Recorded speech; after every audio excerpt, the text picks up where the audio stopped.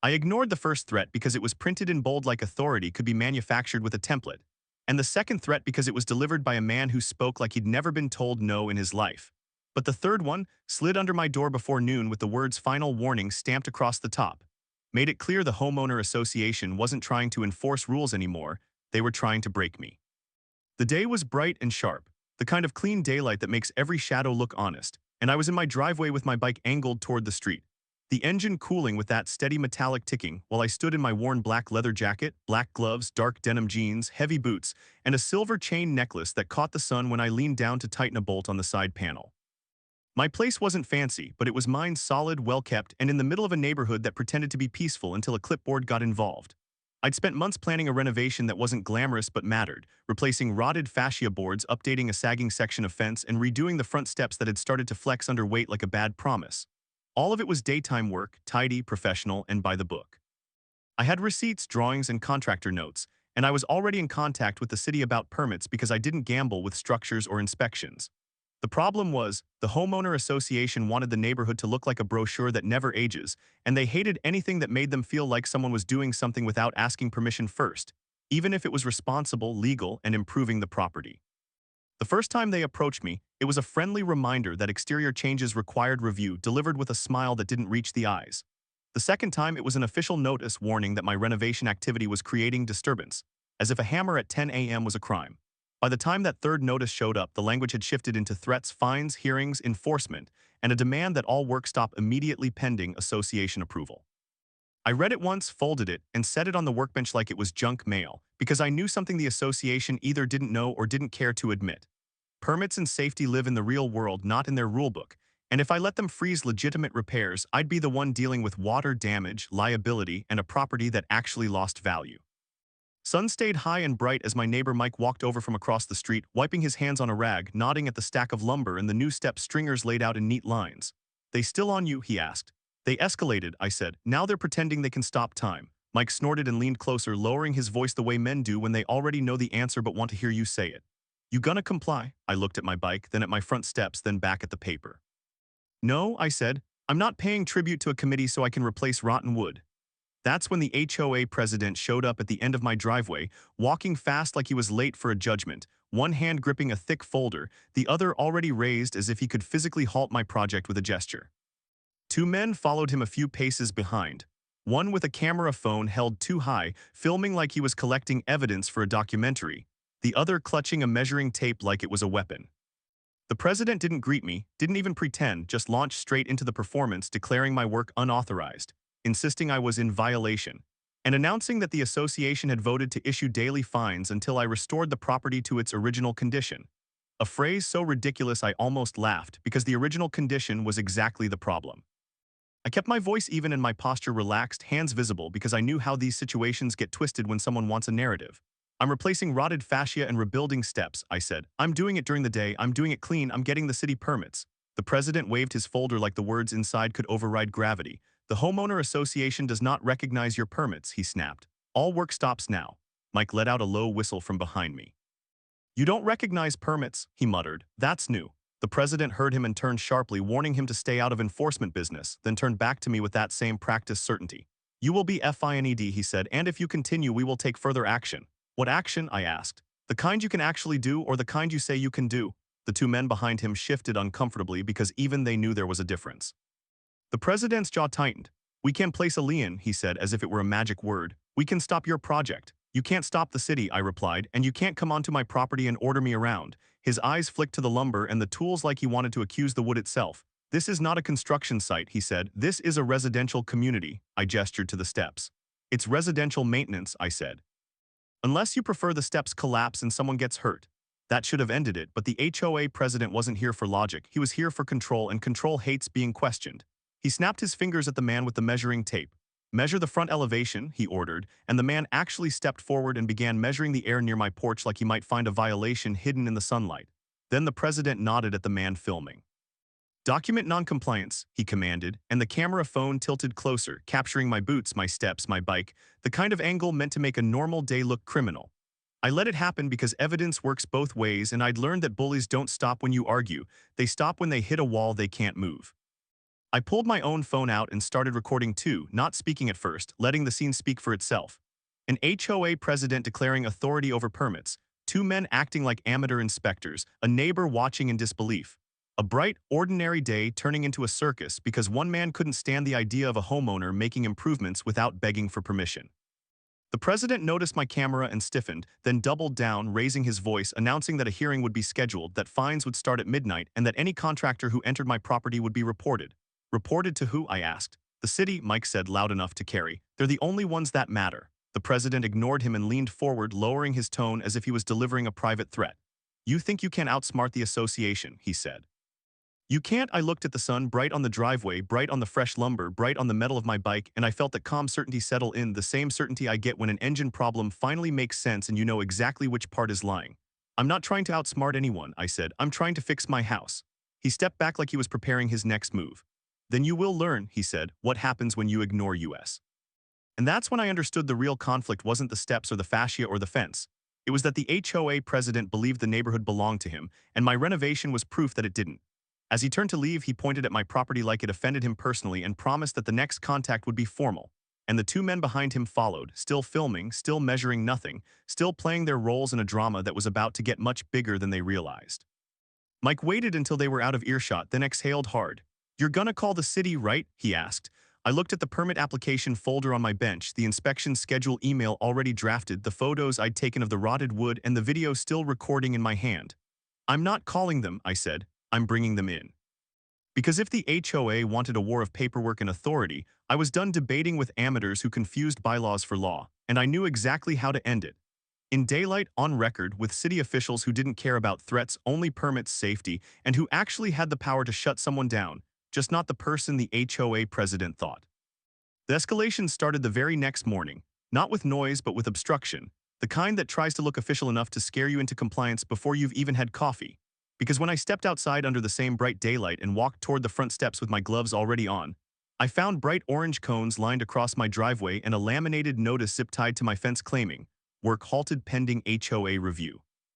A sentence so confident and so wrong it almost deserved admiration. I stood there for a long moment, the sun reflecting off the cones like a warning flare, bike parked beside me, engine silent, and I understood immediately what they were doing. If they couldn't intimidate me in person, they'd create the illusion of authority and hope I'd back down rather than challenge it.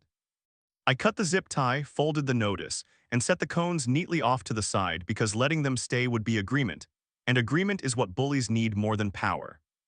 That was when the phone calls started, one after another, my contractor asking if he should still come because he'd been contacted, my insurer asking about a reported dispute, even a materials supplier leaving a vague voicemail about checking in, and none of them named the source. But all of them used the same careful phrasing that told me exactly where it came from. By mid-morning, the HOA president returned, this time with more men and more confidence, acting like the cones had been there forever and I was the trespasser for moving them. His voice carrying across the street as he announced that I was defying enforcement and that daily fines were now accruing, numbers he made up on the spot, changing them mid-sentence when no one reacted the way he wanted. I kept my phone recording openly and calmly asked him to identify the statute or city code granting him authority over permitted construction. And the pause that followed was telling, because it wasn't confusion, it was calculation. The moment when someone realizes they're being asked a question they can't answer and decides volume is the best substitute. He raised his voice, repeating association rules like a mantra, declaring that the neighborhood had voted to protect its appearance. And when I pointed out that protecting appearance doesn't override safety or permits, he snapped back that the city doesn't understand our community, which might have been the most revealing statement he'd made yet.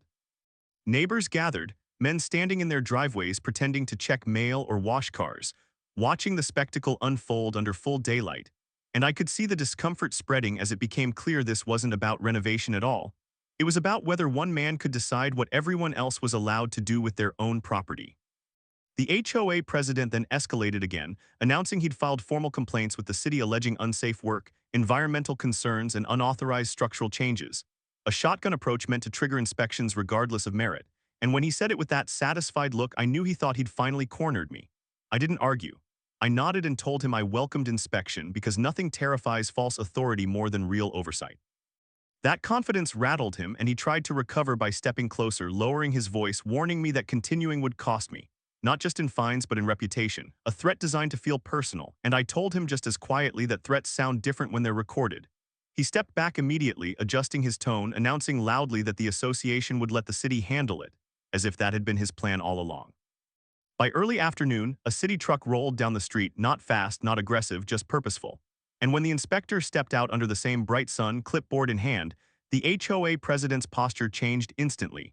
Shoulders stiffening, voice smoothing, switching from enforcer to concerned citizen in the space of a breath. The inspector introduced himself to me first, professional and direct, and I handed over my permit application, plans, photos of the rot, and the inspection request already submitted. And as he flipped through the pages, nodding, the HOA president hovered, interjecting comments about community impact and standards, trying to steer the conversation back toward aesthetics. The inspector listened, then did what real authority does. He walked the site, checked measurements, tested stability, and asked questions about safety and compliance, questions I could answer because I'd done the work correctly. When he finished, he looked at the HOA president and asked a simple question that cut through everything. What city code are you citing to stop this work? The silence that followed was sharp and public. The HOA president deflected, talking about bylaws and agreements, and the inspector shook his head slowly and explained, patiently but firmly, that HOA rules do not override city permits or safety requirements, and that interference with permitted work could itself become an issue. That should have ended it, but the HOA president wasn't done escalating. He accused me of lying on my application, of misrepresenting scope, of planning unapproved expansion, each accusation more desperate than the last, and I watched the inspector's expression shift from neutral to annoyed, because nothing irritates professionals more than baseless claims wasting daylight. The inspector told him he'd review the file officially and return with a determination, and as the truck pulled away, the HOA president leaned toward me again, eyes hard, telling me this wasn't over, that he'd take it higher, that the association had resources I didn't, and that I was making a mistake by pushing back. I didn't respond, because escalation thrives on engagement, and instead I went back to work, hammer striking wood in steady rhythm under the sun, every sound a reminder that my project was legal, necessary, and not subject to a committee's ego. That evening, notices went out across the neighborhood about an emergency HOA meeting, language designed to frame me as a problem requiring collective action. And I knew the next phase would be social pressure, whispers, exaggerated stories, attempts to turn neighbors into enforcers. But standing there as the light faded slightly and the first repaired step took solid shape under my boots, I felt something else growing stronger than their threats: momentum. They had thrown everything they had at me short of real authority, and now that real authority was involved, the escalation had reached its limit. Because the moment you invite the city into a fight built on bluff and overreach, you stop controlling the outcome. The crisis didn't announce itself with a single dramatic moment. It settled in like pressure you don't notice until breathing gets harder. And by the third day after the city inspector's visit, it was clear the Homeowner Association had stopped pretending this was about rules and started treating it like a personal challenge to their authority. The daylight stayed bright and unforgiving, but the atmosphere around my house shifted, trucks slowing as they passed, neighbors watching longer than necessary, conversations cutting off when I stepped outside, not because they agreed with the HOA, but because intimidation works best when it makes people afraid to be seen taking sides. The first real blow landed in the form of certified mail. Thick envelopes stacked neatly on my workbench by noon, each one more aggressive than the last, demanding immediate cessation of work, threatening daily fines that climbed into absurd territory, and warning of liens, legal action, and irreparable harm to the community. Language so overblown it was clearly written to scare rather than persuade. I read every word under full daylight, not rushing, not reacting, because panic is exactly what campaigns like this feed on, and what struck me most wasn't the threats themselves. It was how confidently they misrepresented reality, claiming city violations that didn't exist, inspections that hadn't failed, and authority they still didn't have. That afternoon, the HOA president escalated again by calling an emergency hearing and plastering notices around the neighborhood, framing me as a defiant homeowner endangering property values. And although I had no obligation to attend, the move worked in one way it was designed to. It put me on trial in the court of gossip. Men I'd waved to for years suddenly avoided eye contact. Others asked pointed questions under the guise of concern, repeating HOA talking points almost word for word, and standing there answering calmly, explaining permits and inspections for the 10th time. I felt the weight of isolation press in, not because I doubted myself, but because being right doesn't always feel supportive in the moment. The real crisis hit the next morning when a second city vehicle arrived, followed by a third before noon, different departments responding to different complaints, all alleging something slightly different but all clearly originating from the same source. unsafe work, noise violations, environmental impact, unauthorized modifications, a scattershot strategy meant to overwhelm through volume. I welcomed every inspector, walked them through the site, showed them the plans, the permits, the repairs in progress, and one by one, each concern dissolved under inspection. But even as they left with no citations, the pattern was obvious. The HOA was trying to exhaust me by forcing repeated scrutiny, hoping I'd stop just to make the attention go away. By midday, my phone buzzed constantly with notifications from city portals acknowledging complaints, closing them, opening new ones, a bureaucratic echo chamber that never accused me of wrongdoing but still demanded time and focus. And that was when the fatigue crept in, not physical but mental. The steady drain of knowing that even when you're right, defending reality against fiction is work. The HOA president returned again, emboldened by the spectacle rather than discouraged, standing across the street with a small group of supporters, loudly telling anyone who would listen that the city was dragging its feet and that the association would take matters into its own hands. A phrase that made my stomach tighten because it suggested escalation beyond paperwork. He didn't step onto my property this time, but he didn't need to. His words carried just fine in the open air, accusing me of arrogance, non-cooperation, and disrespect, all because I refused to ask permission to fix my own house. The crisis sharpened when a formal lawsuit was filed late that afternoon, alleging damages, harassment, and intentional disregard for community standards, numbers attached that were clearly meant to shock rather than reflect reality. And holding that filing in my hands as the sun stayed high, I felt the situation crystallize into its most dangerous form. This wasn't about stopping my renovation anymore. It was about punishing defiance, about making an example out of someone who didn't fold when threatened, and the realization brought with it a moment of stark clarity. If this went on unchecked, they would continue escalating until something broke, either my resolve, my finances, or the neighborhood itself. That night I sat on the front steps I'd nearly finished rebuilding, daylight lingering long enough to cast clean shadows. And for the first time since this began, I asked myself not whether I was right, but whether being right was enough to end this. The HOA's strategy was no longer to win, it was to wear me down, to bury me in meetings, complaints, and legal filings until surrender looked reasonable. And that realization marked the true crisis, the point where the fight shifted from external threats to internal endurance. The next morning confirmed it when another notice arrived, this one from the association's attorney, outlining discovery demands so broad they bordered on harassment, requesting years of records unrelated to the renovation, fishing for anything that could be twisted into leverage. I stood there in full daylight, leather jacket on, tools laid out neatly beside me, and felt the weight of the moment settle fully, because reacting defensively to every move would keep me locked in their game indefinitely. The crisis wasn't that they had more resources, it was that they were willing to misuse them. And as long as I played along on their terms, the pressure would never stop. That was when the answer finally became clear, sharp, and undeniable. The only way out wasn't to argue harder or comply reluctantly, it was to change the arena entirely, to take this out of the HOA's manufactured authority and put it squarely into the hands of the one entity they couldn't intimidate, manipulate, or outlast. Standing there under the same relentless daylight that had exposed every bluff so far, I realized the turning point would come not from defending myself again, but from forcing the city to look beyond my renovation and directly at the HOA's behavior itself.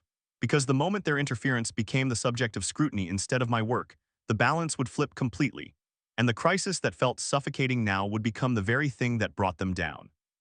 The turning point arrived not with shouting or another envelope of threats, but with a deliberate decision made under clear daylight when I stopped reacting to the Homeowner Association's noise and started documenting their interference as the real issue. Because by then the pattern was undeniable, and patterns are what cities understand. I spent the morning assembling a clean record, not emotional, not defensive, just factual timelines of every visit, every cone placed, every notice taped, every complaint filed, every inspection requested and closed without citation, each item paired with dates, photos, videos, and names, all laid out the way professionals read them. And as the sun climbed, the story assembled itself without commentary. A permitted renovation repeatedly obstructed by an association with no jurisdiction, escalating complaints designed to harass rather than protect. I requested a formal compliance review with the city, not of my work, but of the interference, and I did it the same way the HOA liked to posture, in writing, on record, citing municipal codes that prohibit obstruction of permitted construction and misuse of complaint systems. The response was swift and notably different from before, a short confirmation acknowledging receipt, and advising that a site review would be scheduled to assess third-party interference, language that made it clear the focus had shifted. When the city vehicles arrived later that day, they came together, coordinated, not piecemeal. And the difference was obvious the moment the officials stepped out and began asking questions that weren't about my steps or fascia, but about who had placed cones, who had issued stop notices, who had contacted inspectors, and under what authority.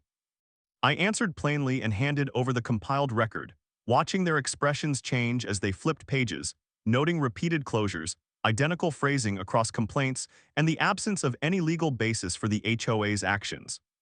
The association's representatives arrived late, confident as ever, attempting to frame their behavior as community stewardship.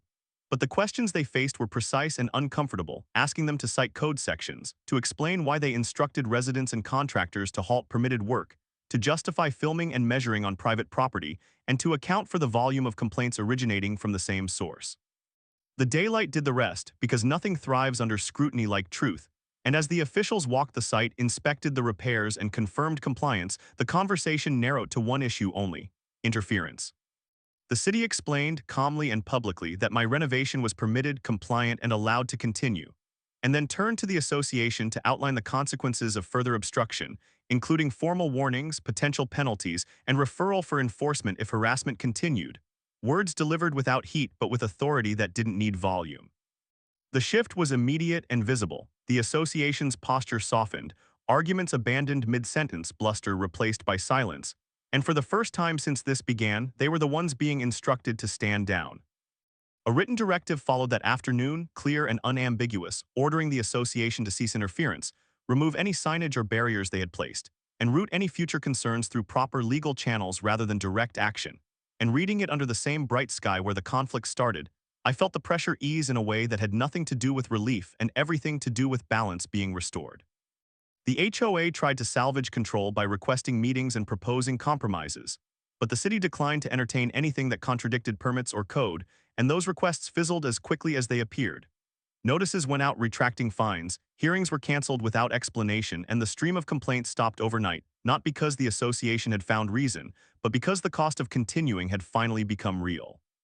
Neighbors noticed the change too: the cones gone, the cameras absent, the president's visits ended, and the neighborhood's attention drifted back to ordinary concerns as my work resumed uninterrupted. Boards set true, steps solid, the project advancing in the open the way it always should have. The lawsuit filed in the heat of escalation began to unravel as well, its premise weakened by the city's findings, claims narrowed, deadlines extended, and correspondence shifting tone from accusation to caution. Because once an authority documents interference, retaliation looks less like enforcement and more like exposure. I continued to document everything, not because I expected another flare-up, but because the habit of record-keeping is what turned this in the first place.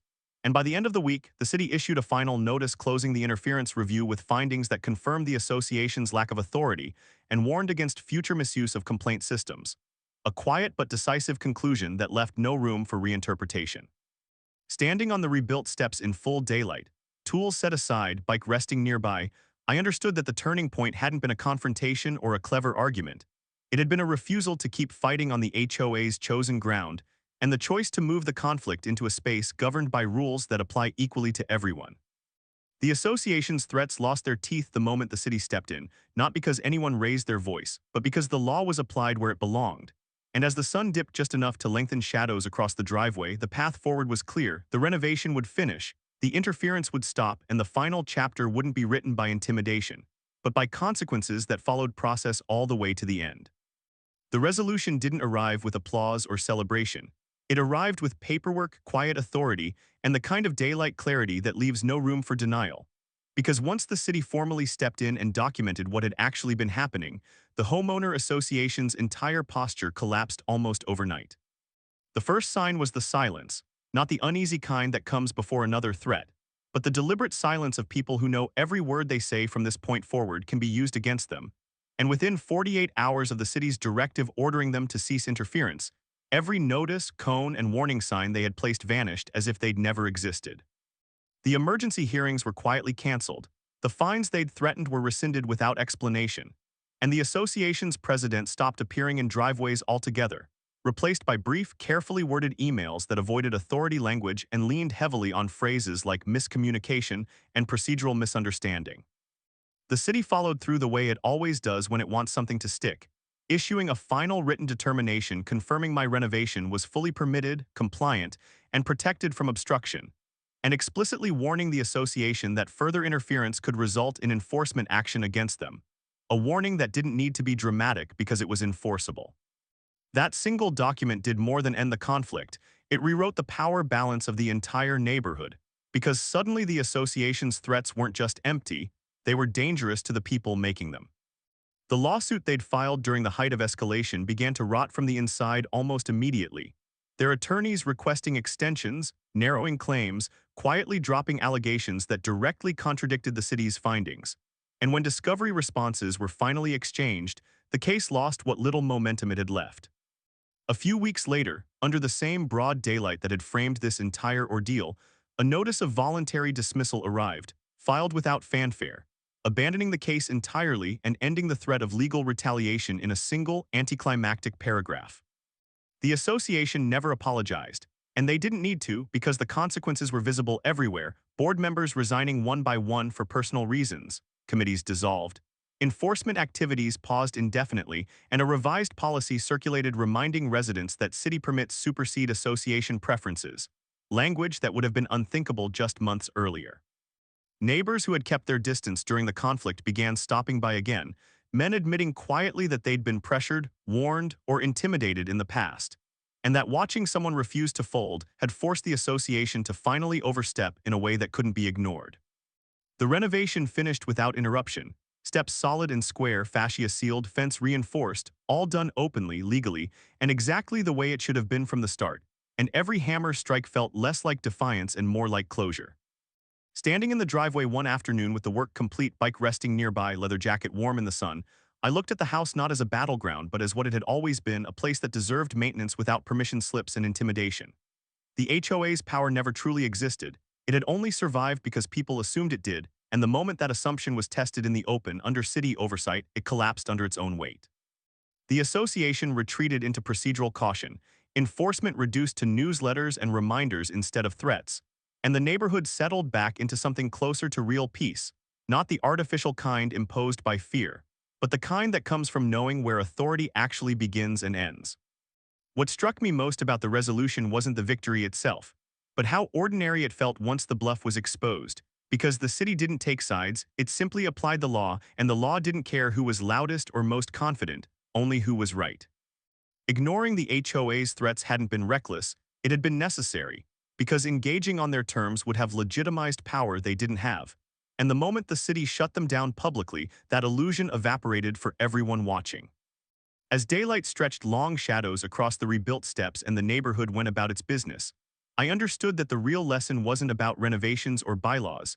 It was about recognizing when authority is real and when it's just costume, and having the resolve to let the right system handle what intimidation never should have controlled. The Homeowner Association didn't expect the city to shut them down because they'd grown comfortable operating in the gaps between fear and assumption, but once those gaps closed, there was nothing left for them to stand on. The threats stopped, the interference ended, and the record now told a very simple story that couldn't be rewritten. The renovation was legal, the obstruction wasn't, and daylight once again had done exactly what it always does. It exposed the truth and left everyone to deal with it.